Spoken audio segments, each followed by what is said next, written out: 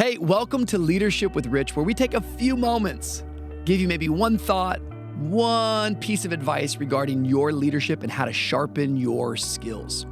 You know, I've learned that the key to happiness comes down to this one word. I mean this, I believe this. That one word is progress. The only thing that's more important with who you are today is who you're becoming tomorrow. Life is not about perfection, it's about progression. And sometimes when you start thinking about your life, I know for me, when I think about the future, where I am today, there is this big gap between where I am and where I want to get. I got gaps in my leadership. I've got gaps in my team. I got gaps in my resources. Hello. And if you're not careful, a lot of times people, they look at the gaps in their life and the gaps discourage them. The gaps depress them. Listen, wise leaders get grateful for their gaps. You say, Rich, why would I be grateful for the gap? Well, if progress makes you happy, then gaps should make you grateful, because every gap is an opportunity for progress. It's all in how you see it. It's all in how you perceive it. I'm grateful today because if I've got gaps in my life, it's an opportunity to grow. And when you're growing, nothing sweeter, nothing better. I'm grateful to grow today. I want to help you because I really believe the way that you're going to grow is when you begin to live a life of gratitude. Gratitude shows up all throughout our leadership, and it's one of the greatest skills that we need. There's a little exercise. It's simple. Your gratitude for, if you got a pen, write it down. Gratitude for blank produces the love you show for blank. Very, very simple, but apply it all over the place. Gratitude for your family produces the love you show for your family. If you're lacking love in your home, guess what you need to do? You need to get gratitude in your home. Gratitude for your spouse produces the love you show your spouse. Hard to have an affair when you're really grateful for your spouse. Hard to scream and yell at your spouse when you're really, really grateful for them. Gratitude for your team produces the love you show for your team. Some of you right now, you got all these gaps on your team. One of the easiest ways to bring unity is to get a spirit of love going. Well, it begins with people listing out their gratitude. The list goes on and on and on. And the exercise is simple because what it's trying to show you is that if gratitude is not experienced, love will not be expressed. It's that simple. If you're not experiencing gratitude, you will not express appreciation. So today, what I want to do is I want to show you the importance of gratitude in the life of a leader, because gratitude has some effects. It has some impact in all of us. The first thing that I think that gratitude does is gratitude protects your perspective. If you're taking notes, write that down. Gratitude protects my perspective. All of us have a point of view, meaning we're all seeing something from a certain angle. Many times we don't see the world for how it is. In fact, we always see the world for how we are. And sometimes, a lot of times, we're looking through a lens that is warped. We're looking through a lens that's toxic. And if I'm looking through a broken lens, it doesn't matter if I'm looking at something healthy, I'm going to interpret that thing as being shattered. Imagine if I gave you blue lenses, and I put these blue glasses on you, and then I held a lemon in my hand. And I asked you a question. Hey, what color is the lemon? Your response might be, the lemon is blue. And although you're seeing it as blue, you would be incorrect because the lemon is actually yellow. You just have blue lenses on. This happens to so many of us in leadership, that we're not seeing things accurately and we're not seeing things truthfully. But when I choose to start living grateful, listen, it reframes everything around me and puts everything into its proper perspective. First thing that gratitude does is it protects my perspective. Number two, write this down. Gratitude focuses my future. I'm not just living for right now. No, I'm living for who I'm becoming. I'm living for the team that I want to create. Nobody gets perfect leaders. Leaders build the right leaders around them. So you have to have gratitude because gratitude is going to focus your future. I'm living for a legacy I want to leave. We all need a vision of where we're going. And every time I express gratitude, it's going to focus my future for where I'm headed. Listen, if you don't know where you're at right now, you will not be able to get to where it is that you want to go. I live in Miami, and there's this mall that I've grown up around. It's called the Aventura Mall.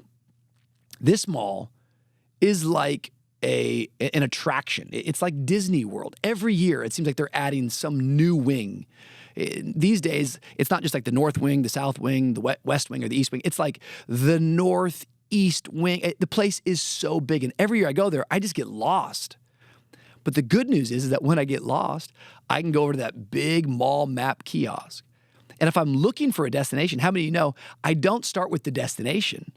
Instead, I find that little star that says, "You are here." Because in order for me to get to where I want to go, in order for me to step into the future, I must first acknowledge the present. Gratitude grounds you with where you are right now, helps you count your blessings for where you're at today. And as I understand where I'm at today, now my future is focused about where I'm headed tomorrow. There is no such thing as an overnight success. There's only over time successes. And how do we get better? We get better by being grateful, by walking towards the vision that God has given us. Number 3, write this down. Gratitude gravitates towards generosity. See, grateful people are generous people. You can always tell if you're living a life of gratitude because a life of gratitude will be marked with generosity. Generosity means to give more than what is required. And listen, for you to become the leader that you've always wanted to be, there are no easy routes getting there. It's hard work, and you're going to have to give more than what other people are doing. You're going to have to be more than what other people are being. You cannot get to the place that God's called you being okay with the status quo. No, you're going to have to be generous. The more grateful I am, my perspective is protected, and I recognize that all the good in my life isn't just based upon all the good things that I've done, but for me as a Christian, I recognize that it's God's inexhaustible grace. It's other people He's brought around me that have helped me, that have sharpened me, that have shaped me. And now, because I recognize that, I can gravitate towards generosity. The book of Proverbs says it this way: the world of the stingy gets smaller, but the world of the generous gets bigger. It gets larger. Listen, generosity is a door for you to walk into a bigger world. There's a bigger world in store for you. I'm not talking about health and wealth and prosperity like the world would talk about.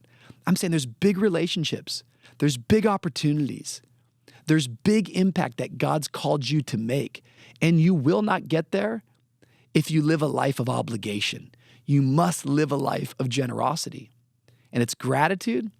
Well, it's gratitude that gravitates towards generosity. I don't want to live complaining about small problems. I don't want to fear small issues. I want to be a person that steps into the big things that God has called me to do. The truth is, the way that I handle the small stuff is an indicator of how I will handle the big things, but I must live generously. The last thing that I see gratitude on a practical thing do in our lives, watch this, write this down. Gratitude attracts the right attention. How many know grateful people are unforgettable people? One time I heard John Maxwell say to a group of people, live a life that's unforgettable. Sometimes we can hear something like that. It's like, whoa, live a life that's unforgettable? What must I do? I must do some life transformative. I must save everyone. I must be the hero. Now, you don't have to be the hero. You could start by simply being grateful. Being unforgettable is the difference of just a little tweak, a little adjustment. Thank you. How nice is it when someone says thank you? I think many times we want to make a difference and an impact in the world. All right, I'll challenge you. Just say thank you to everyone you come in contact with. Because people that live grateful are the people that you cannot forget. They make themselves unforgettable. Gratitude is so counterculture. First and foremost, we have a blueprint for gratitude in the life of Jesus. You see, Jesus, He's teaching us over and over again the gratitude effect. The very Last Supper, it's His last meal before He goes to the cross, before He lays His life down. He breaks the bread, He drinks the wine, and He gives thanks. He remembers. What a powerful idea that when I live grateful to Jesus, I'm attracting the right attention. I'm attracting the attention of heaven. Remember, Jesus says, when you eat this meal and you give thanks to me, when you remember me, He says, I will remember you. Meaning that when I live grateful in remembrance of what God has done for me, he says, my eyes are going to be upon you. I will remember you. And when you and I, even in our hardest moments, when we go thank you, I believe it melts the heart of our Father. And as I believe his response is always, I want to do more for you. Why? Because you lived grateful. Today, as a leader, I know you got gaps, but the gaps are an opportunity for progress. So get grateful. It's going to protect your perspective. Get grateful because truly, I'm telling you right now, it's going to focus your future. Get grateful because it's going to lend towards a life of generosity, and get grateful because it's going to make you unforgettable.